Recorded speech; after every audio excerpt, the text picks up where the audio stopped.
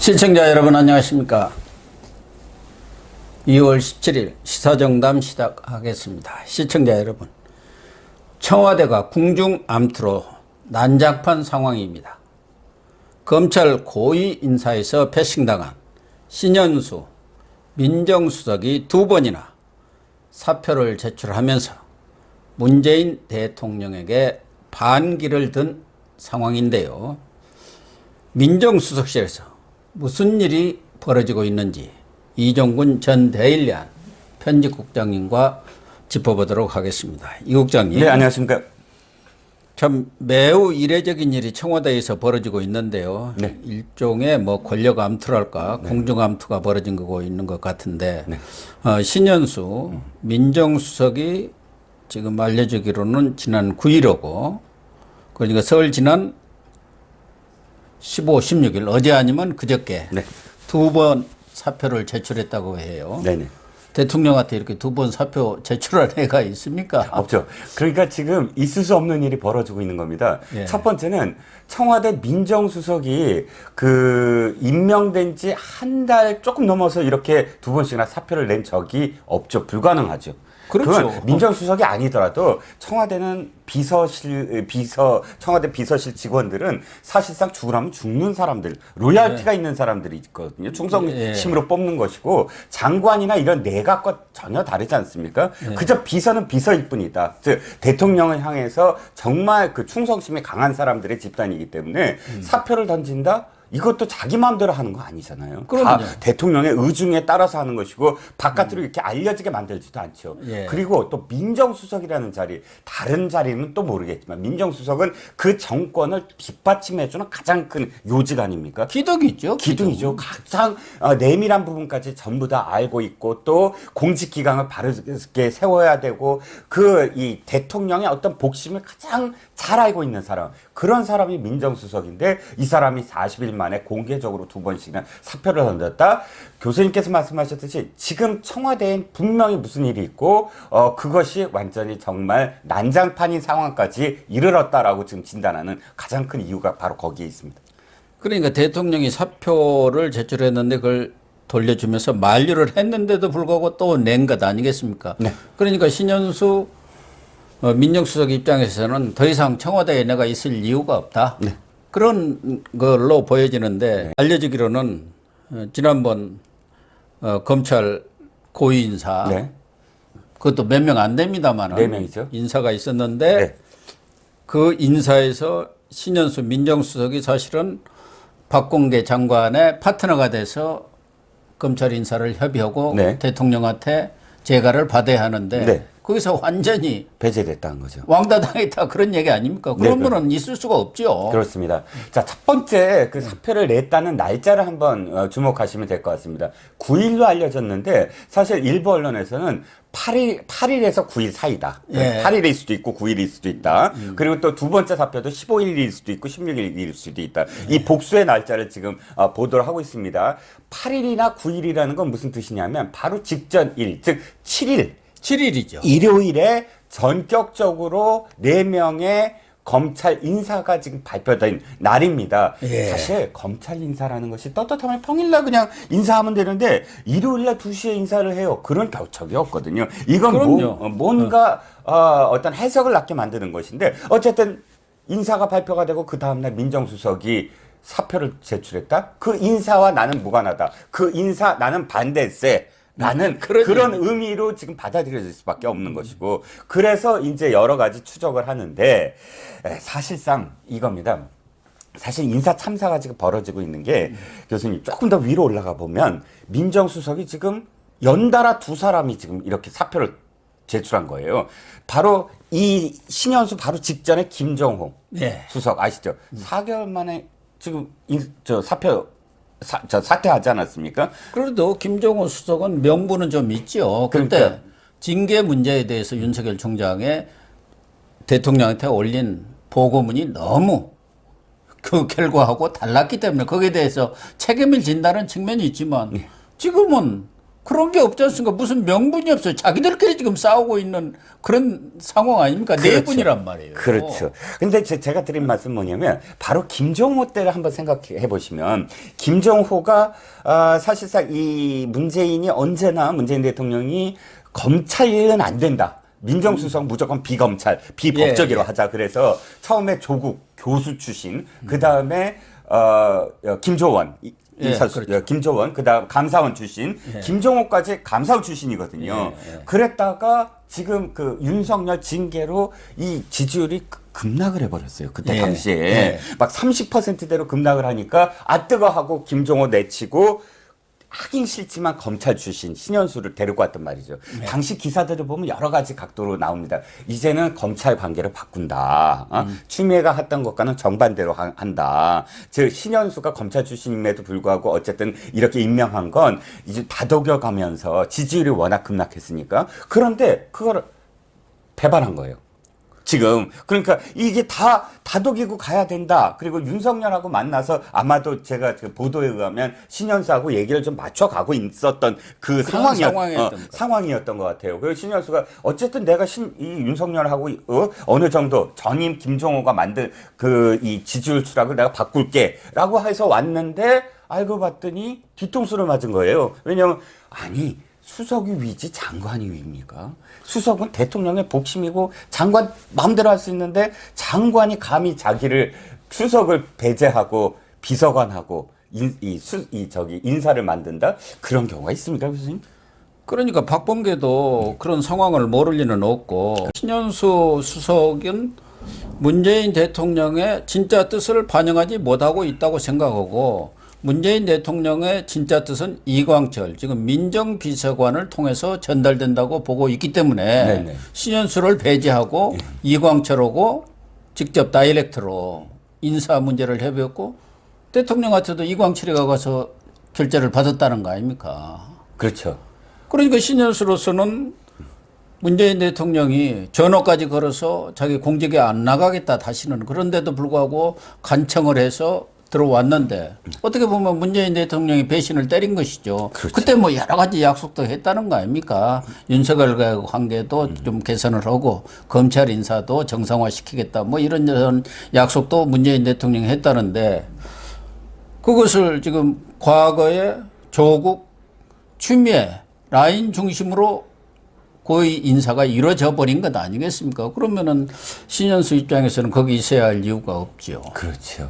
그래서 저는 그 교수님 말씀을 들으면서도 생각이 나는 게 바로 문재인 정권의 뭐랄까요. 너무 경박한 가벼움이 느껴지는 게 이 직전 그러니까 신현수를 데리고 온 상황에서는 지지율이 급락하니까 아 그래 검찰 조금 다독이면서 가 윤석열 얘기도 좀 들어줘 네가 적격이야 하고 데리고 와서는 자 있는데 보니까 지지율이 좀 오르고 있어 그리고 저기 뭐야 다시 이 신문도 막 집결하고 있어 그러니까 에이 그거 들어주면 뭐해 아 신현수 필요 없어 그러고 이광철하고 시켰다 이렇게밖에 이해가 안 가거든요. 그게 신현수를 얼굴마담 소위 좀 분식하는 차원에서 데려다 앉혀놓고 실질적으로 그 기류는 과거 조국이라든가 추미애 라인과 그때의 그런 기류하고 전혀 변함이 없는 것 아니겠습니까? 그렇죠. 그렇죠.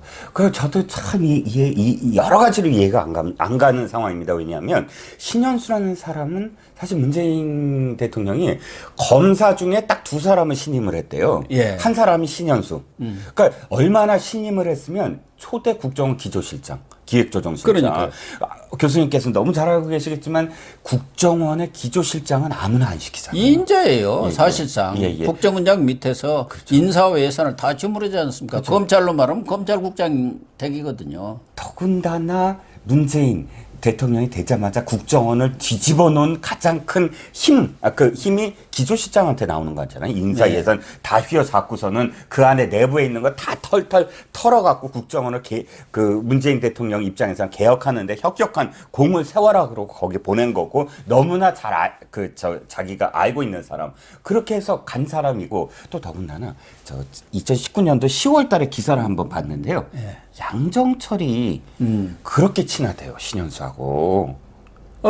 그렇게 알려져 있죠. 또 뭐 신현수 민정수석은 사람이 상당히 원만한 것 같더라고요. 원칙주의자고 합리적이고 예, 합리적이고. 상대방을 많이 배려하고. 그래서 윤석열 총장도 뭐 2살 아래인데 현수형 할 정도로 서로 가까운 사이이기 때문에 이번 문재인 정권이 임기 말에 검찰과 관계도 원활하게 하면서 하산길을 평탄하게 한다는 차원에서 데려다 놨는데 이광철은 조국 라인의 핵심 아닙니까? 그 여전히 조국 라인에 휘둘리고 있다 문재인이. 특히 부산 친문들이 지금 이번에 많은 영향력을 행사했다는 거예요. 이런 식으로 신현수한테 말려 들어가면은 신현수는 검찰 편이다. 그러게요. 그러면은 과거로 다시 회귀하는 것 아니냐. 뭐 이렇게 영향력을 행사를 했다는 거예요. 부산 친문이라는 게 늘 그렇게 힘이 센 모양이더라고. 무슨 이야기만 나오면은 중요한 일만 있으면 부산 친문이에요.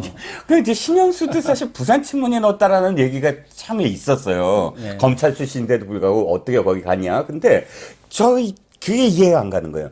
지금 양정철이 2019년 10월 달에 신현수하고 최동욱을 만나서 그 저녁을 먹는 게 기사화됩니다. 그때 당시에 이게 총선 내보내려고 했나 그랬는데 뭐 국정원장 얘기도 나오고 그 양정철이 이렇게 얘기했대요. 아이, 저 현수 형이 미국 갔다가 돌아오니까 그거 환영하려고 만난 거야. 이렇게 얘기를 했대요. 즉 양정철하고는 정말 가까웠던 그런 사이였던 것 같습니다. 그렇다면 양정철이 밀리고 있다? 별의별 해석이 다 지금 있는 거거든요. 어쨌든 문재인 대통령도 신수석하고는 아주 각별한 관계 아닙니까? 자기가 청와대 처음 들어서 참여정부 시절에. 노무현 정권 때 예. 참여정부 시절. 민정수석을 했잖아요. 민정수석 그 밑에서 때? 사정비서관을 했고 예. 그래서 그렇습니다. 서로 죽이 잘 맞아갖고 지금도 그냥 소주 한 잔 가볍게 할 수 있는 유일한 사람이라는 거예요. 사석에서 만날 수 있는 사람이고요. 그러니까 어떤 의미에서는 추정이지만 신현수 수석 같은 경우는 배신감이 더 있을 것 같아요. 왜냐하면 참여정부 시절부터 속내를 드러내는 그런 사이였기 때문에 지금도 이렇게 그 민정수석으로 올 때 사실 국정원장 자리도 고사하고 별의별 그 요직을 다 고사했는데 그 민정수석 자리로 올 때 주변에서 좀 말렸다는 겁니다. 야, 지금 가장 위험한 시기에 지금 그 자리는 가장 위험한 자리야. 가지 마. 근데 갔다는 거예요. 갔다는 건 그래도 나를 보장해 주겠지. 무엇인가 내가 뭔가를 하는 거를. 이런 어떤 이 암묵적으로라도 그걸 문재인 대통령을 믿었다는 거 아닙니까? 근데 딱 이렇게 이광철이 하러 온 것도 그냥 묵인하고 이런 상황이라면 사실상 있을 이유가 없다라고 던질만 하죠. 그렇죠. 대통령이 당연히 수석이 와서 결재를 받아야 하는데 그 밑에 비서관이었다면은 이거 말하자면 공직기강을 세워야 하는 것이 민정수석실인데 민정수석실의 공직기강이 무너진 것이고 그것을 대통령이 용인한 것 아닙니까? 결과적으로 보면은. 그런데 도대체 이광철이라는 사람은 어떤 사람이길래 대통령이 말하자면 시스템으로 움직여야 하는 것이 정부 조직인데 그런 시스템까지 특히 공직기강을 세워야 할 민정수석실이 이렇게 난장판이 되고 위아래가 서로 지금 맞짱 붙은 것 아닙니까? 그러니까 그렇죠. 이광철을 왜 이렇게 신임하는 거예요? 얼마 전에 이광철은 공수처법 통과되니까 조국과 그 일가가 멸문지화 그런 화를 입은 것을 기록해 주겠다 뭐 하면서 조국 아주 추종자 아닙니까? 그렇죠. 이광철은 처음부터 민정수석실에 있었고 선임 행정관을 하면서 사실상 모든 그런 그 지금 청와대를 향한 수사의 핵심적인 인물 중에 하나 아닙니까?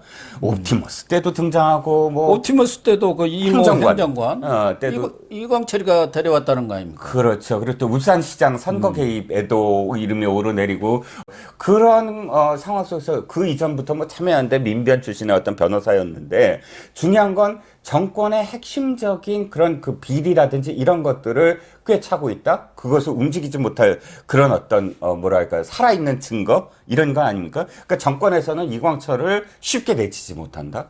그러니까 이강철이 청와대를 벗어난 순간부터 검찰의 하나의 표적이 될 수밖에 없지 않겠습니까? 나중에라도 정권이 바뀐 이후에라도 사실 이강철은 엄청나게 많은 사건에 연루돼서 핵심적인 어떤 피의자 내지는 참고인 신분으로 많은 증언을 해야 될 위치에 있다고 저는 생각이 들거든요. 그래서 도리어 더 목소리가 커질 수밖에 없는 거 아닙니까? 그러니까 이광철도 사실은 사표를 냈다는 보도가 얼마 전에 나왔어요. 네. 그런데도 이광철을 지금 내치지 못한 것 아니겠습니까? 그래서 청와대 강민석 대변인도 그건 사실과 다르다. 사표 낸 적 없다. 네. 뭐 이런 식으로 엄호를 하고 나섰는데 그만큼 이광철이가 청와대의 내밀한 그렇죠. 그런 여러 가지 내용들을 다 알고 있기 때문에 이광철이가 민간인 신분으로 검찰에 소환조사돼 갖고 수사를 받을 경우 어떤 일이 벌어질지를 지금 장담할 수 없기 때문에 청와대가 꽉 지금 보호하고 있는 것 아니겠습니까? 그러나 생각이 듭니다. 예. 결과적으로 신현수도 사표를 냈고 이광철도 냈다 그러면 이제 문재인 대통령은 누군가를 선택해야 할 입장 아닙니까? 그렇죠. 양자택일을 해야죠. 그렇죠. 보통 어떤 직장에서도 이 직장 상하 관계에서 뭐 부딪힘이 있었다 그러면은 사실상 사표를 냈을 때 그거 정리해줘야 되잖아요. 위에서 네, 정리를 다 정리를 해줘야 되잖아요. 그 정리가 어느 방향으로 가느냐에 따라서 또 엄청난 후폭풍이 들 텐데 지금 강 대변인이 이광철 낸 적 없다라고 한 배경에는 이광철 사표를 안 받겠다라는 게 깔려 있지 않겠습니까? 이광철 쪽으로 조금이라도 사실 이게 말이 안 되는 게 이광철은 지금 벌써 몇 년째잖아요. 4년째고 또 이 신현수는 지금 한 달 40일째인데 그러면 당연히 신현수를 붙잡고 이광철은 내보내야 되는데 그럼에도 불구하고 사표 낸 적이 없다라고 한다는 건 역행하는 거죠. 어떤 의미에서는. 그러나 문재인 대통령도 신현수 사표를 받기에는 아무런 명분이 없잖아요. 그렇죠. 그러니까 두 번씩이나 지금 아니, 만류를 하는 것 같은데. 수석을 임명해놓고 그 사람을 패싱하고 그 밑에 비서관의 얘기를 듣고 인사를 하고 그러면은 이거 이제 청와대 자체가 앞서도 얘기했지만 완전히 무너져 내리고 있다. 내부에서부터. 네. 그걸 지금 전 국민한테 보여주는 것인데 과연 재보선을 앞두고 이런 식의 인사를 선택하는 것은 문재인으로서도 상당히 리스크가 클 텐데요. 그래서 대통령이 지금 두 번씩이나 만류를 한 것 같습니다. 이게 붉어지면 붉어질수록 레임덕이죠. 더군다나 뭐 다른 좀 이따도 말씀을 드릴 기회가 있겠습니다만 청와대 내부에 자꾸 이렇게 그 엇나가는 소리가 들린다는 건 언제나 집권 4년차 5년차에 청와대로부터 레임덕이 시작되는 거 아니겠습니까? 그렇죠. 청와대부터 무너지는 거예요. 내부에서 무너지는 겁니다. 예, 바로 레임덕 얘기가 나오기 시작하고 레임덕 얘기가 나오는 걸 지금 이 정부가 가장 싫어하지 않습니까? 예. 그러니까 어떻게든 신현수 저 수석과 이광철을 둘 다 붙잡는 방안을 모색하느라고 이 모양새가 지금 이렇게 좀 어긋나 있는 것 같은데 이미 언론의 날대로 난 상황이기 때문에 이게 더 이렇게 덮으려고 할수록 사실 늪에 빠질 수밖에 없지 않겠습니까? 대통령이 이런 것을 정리를 안 해주면 누구한테 하겠습니까? 다른 일 같으면은 그렇죠. 나는 모른다 하고 원래 침묵으로 일관하지 않습니까? 문재인 대통령의 특기가 유체이탈 화법이고 책임 떠넘기기인데 그렇죠. 이거야말로 남한테 떠넘길 뭐 명분이 없지 않습니까? 그런데 지금 늦어도 이번 주 중에는 검찰 중간간부 인사가 있을 거란 말이에요. 이 중간간부 인사마저도 이성윤이라든가 심재철을 뒷받침하는 그런 인사로 이루어진다면은 정말 신현수야말로 있을 필요가 없죠. 그렇죠. 지금 박범계가 어떤 선택을 하려나요? 그렇죠. 이성윤이 중앙지검장을 계속 놔뒀지 않습니까? 근데 지금 상태로는 사실 중앙지검장의 이 업무를 할 수 없는 상황이에요. 왜냐하면 이미 중앙지검 내에 평검사하고 중간 과장급, 그다음에 부부장 검사급 전부 다 각각 성명을 발표해서 중앙지검장의 권위를 인정할 수 없다라는 그리고 윤석열 검찰총장의 지금 징계는 잘못됐다라는 성명을 발표하지 않았습니까? 그러니까 이성윤을 놔두면서 그 밑에 있는 사람들, 반기를 들었던 사람들을 본보기로 전부 다 갈아치운다면 그럼 신현수는 한 역할이 없는 거고 예. 그야말로 윤석열 검찰총장은 식물총장으로 여전히 만들겠다라는 그런 의도를 드러난 셈이 되는 거죠. 지금 신현수, 이광철 사표 말고도 가장 핵심 요직인 이진석 국정상황실장, 지금은 무슨 국정기획상황실장인가 명칭이 좀 바뀌던데 어쨌든 윤건영 의원이 맡았던 그 핵심 자리에 이진석 국정상황실장도 사표를 제출했다고 그러죠? 예, 제출했다고 사표를 합니다. 제출했고 예, 제출했다고 합니다. 또 김영식 법무비서관도 사의를 표명을 했다고 그래요. 네네. 그러니까 청와대가 지금 어떻게 돼가나요? 무너지는 건가요? 레임덕이 진짜 시작되는 건가요? 그러니까 왜 이렇게 돼가죠? 이진석 실장 같은 경우는 조금 다른 케이스일 것 같아요. 두 가지 요인으로 지금 바라보고 있는데 하나는 울산시장 선거 개입 때 그 송철호 울산 현 시장의 공약을 지금 만들어주고 막 그렇죠. 적극적으로 사회정책 비서관 그렇죠. 때였죠. 사회정책 비서관 시절에 그게 이제 칼날이 자신한테 들어오고 있는 상황입니다. 왜냐하면 피의자 신분으로 최근 며칠 전에 검찰 소환이 됐고요. 그래서 아마도 그 기소 때문에 그만두는 게 아니냐라는 분석이 하나 있고 또 하나는 사실 국정상황실장으로서 의사 출신 아닙니까? 고대 의대 뭐 서울대 의대 뭐 그런 이 전력을 갖고 있었던 사람인데도 불구하고 백신이라든지 코로나와 관련돼서 지금 민심이 흉흉해지지 않았습니까? 근데 진즉에 이 사람이 책임을 져야 되는 어떤 상황인데도 불구하고 이 사람을 내치면 백신 잘못됐다는 걸 다 드러내게 되는 셈이니까 내치지도 못하는 어떤 상황이 계속되다가 이번에 뭐 물러나게 하는 그런 상황이다. 그래서 두 가지가 다 병존합니다. 하지만 그쪽을 잘 아는 사람도 이진석이라는 사람이 윤건영보다 훨씬 실력이 없는 사람, 무능한 사람 이렇게 좀 평가를 하나 봐요. 아무래도 정무 감각이 없겠죠. 의사를 하다가 들어오신 사람 아닙니까? 서울의대 교수하다가 들어온 사람이 무슨 정무 감각이 그렇게 있겠습니까? 상황 판단이라든가 이런 부분에서 떨어질 수밖에 없겠죠. 네, 그런 대처가 좀 답답했다. 대통령으로 봤을 때 뭐 그런 이유도 있다라고 김영식 하더라고요. 법무비서관도 김명수 대법원장과 청와대 간의 가교 역할을 잘했다고 했는데 사실은 민정수석이 이렇게 바뀌면은 그 밑에 비서관들도 사의를 표명해서 재신임을 받든가 뭐 이런 경우가 많은데 그런 일환인가요? 어떤가? 제가 보기에는 김영식 법무비서는 저기랑 이광철이랑 좀 다른 것 같아요. 이광철은 재신임을 묻는 사표. 재신임을 묻는 사표이고, 김영식 법무비서관 같은 경우는 스스로 사퇴를 뭐 요구를 했다라고 해서 그 별다른 어떤 배경은 없지만 그럼에도 불구하고 민정라인이 지금 그러니까 순장조로 바뀌는 과정 중에 하나 아니냐 뭐 이런 지금 분석도 있습니다. 김명식이도 사실은 지난번 윤석열 총장 징계권에 있어서 판단 미스를 한 것이죠. 판사 출신이고 재판부에서 그게 기각되리라고 했는데 인용해버린 거 아닙니까? 책임을 사실은 지기는 져야죠. 어쨌든 지금 청와대에 돌아가는 사정을 보면은 임기 초중반만 되더라도 이런 일이 일어날 수가 없는 것 아니겠습니까? 결국은 문재인 정권이 이제 슬슬 레임덕으로 접어들었고 무너지는 현상이랄까 그것이 지금 나타나고 있는 거 아닌가 그렇게 보여지죠. 그렇죠. 왜냐하면 잡고 있어야 되고 흔들림이 없어야 되고 안에서 어떤 소리도 바깥으로 들리지 않게 해야 되는데 지금 이런 방송 유튜브 방송에서까지 많은 분석 해석을 하게 만든다는 건 그립감이 없어졌다. 장악력이 없어졌다. 안에서의 어떤 그런 컨트롤 타워가 작동을 하지 않는다라는 증거라고 봐야 되겠죠.